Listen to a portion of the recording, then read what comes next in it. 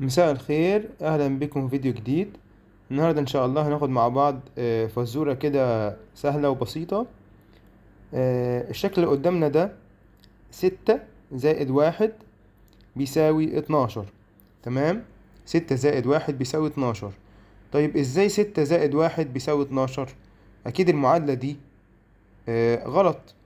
فعايزين بحركة واحدة بس نعمل المعادلة دي نخليها سليمة. تمام.